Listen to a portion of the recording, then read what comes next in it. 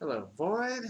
Been a few days, but back at it, and I finally tracked down a copy.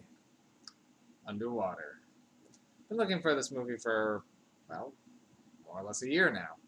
And after it's been recommended to me, and someone even requested that I do review it, I probably put it off for longer than I should have, actually just giving up and ordering a copy online.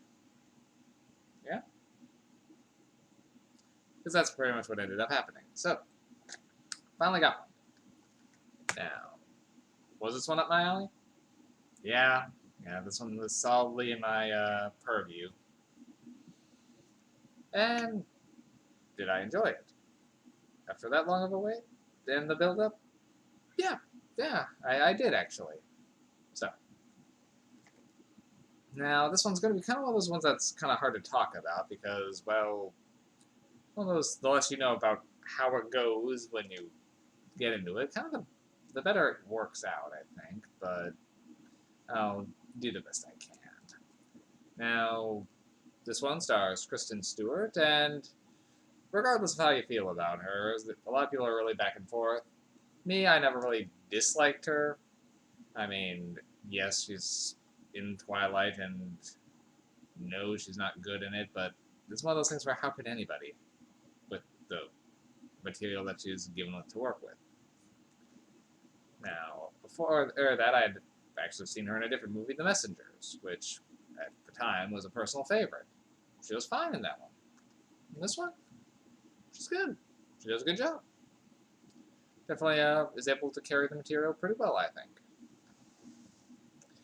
Now, it's not perfect, but it's pretty good. So, this one, it's about a underwater drilling thing down in the Mariana Trench, and they suddenly are having problems. It's the best way to describe this. I will say I like how it opens with kind of over the credits, a collage of news articles detailing what's going on down there, what they're doing, as well as some ominous hints about what might be happening. About some mysterious figures glimpsed, or that the company seems to be covering things up, and all the secrecy around certain things. So it did a good job kind of making you intrigued about whatever's going to be going on. Now, being the type of movie this is, naturally, things are going wrong on the station. And they jump right in on that one. I mean, less than 5 minutes after our main character takes the stage, she's running for her life as the place is falling apart. It, boom, jumps you right in. And this movie kind of works with it. It kind of had a almost Pandorum feel to it, of trying to figure out what's going on as well as who these people are in real time in a stressful situation. Now I will say I thought Pandorum executed that a lot better, but they also had the benefit of the characters pretty much having no memory themselves as well. This one, the characters handle that all right. But with how fast-paced everything's happening, you don't have as much time as you'd like to get that one, while Pandorum had few more slow moments. Or the characters could just breathe and talk for a moment. So, this review's probably going to have to go a little bit in the spoiler territory with what's going on, but well, if you haven't seen it, I advise kind of holding off then on this review. Cut it off here. Alright, ready? Here we go. You had fucking Cthulhu coming out in this one. And not an exaggeration. I was reading some trivia. The people involved actually intended it to be on full-on Great Cthulhu. Which, it's a decent setup for it. Drilling down into the Mariana Trench, they unleash and awaken something. Okay, I'm on board. And a lot of the smaller creatures you're seeing around, yeah, they could be like deep ones. So it scratched my Lovecraft itch pretty well. And it does a good job of kind of the way they shoot their interpretation of Cthulhu kind of more from a distance. You get the good size and scope of it while being ominously lit. They do a pretty good job there. Now, my like issue there is they mostly handle it like a giant monster or animal arising from the depths. They don't really go into the madness or psychological aspects that could contain. If you mix in a little bit of Dead Space into this, you really have something.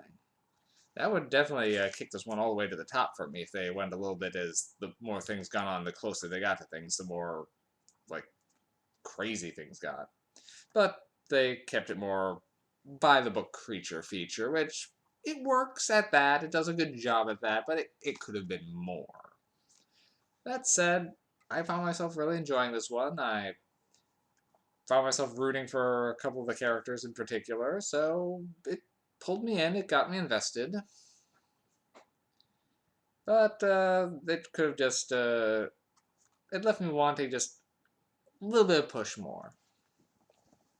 They do kind of sequel bait of the possibility of one at any rate, so I'd be interested in seeing if they do continue on or go a little bit further, possibly in the next ones. I'd be interested. I'd give it a chance. As it stands, I'd give it a solid 4 MacGuffins. I did like this movie. Definitely one I think is worth checking out. Now, the reviews on this one are real hit and miss. Some people really like it, a lot of people really don't. It's one of those ones that's pretty divisive, but personally, I did like it. It's a fun creature feature. It could have been more than that, but as it stands, it's fine as it is, for what it is. That's really all I can say on this one. Other than fun little bit of trivia I discovered, TJ Miller's character in this is holding a stuffed rabbit through a lot of it and kind of talking to it, and gives it to another character to protect when he goes out. He was sleeping with it, so it's like they treat it like a character quirk. But what's kind of funnier is they originally were debating having him actually have a pet rabbit, and just that would be like, yeah, and they were going to essentially use some replacement scenes with or replacement footage or digitally add in the rabbit, and that the plush rabbit was just kind of a stand-in. So T.J. Miller actually was treating it like a pet because he thought it was going to be. So his character seemed very neurotic because he was supposed to have a pet rabbit, but instead was just talking to a plush toy the whole time through the movie. But at the same time, for the way his character is, it's not outside that character's personality to act like that either, so it makes him seem a bit more neurotic, but in an entertaining way. It really adds something, so fun bit of trivia. Alright, that's all I got on this one. Have a good night, Boyd.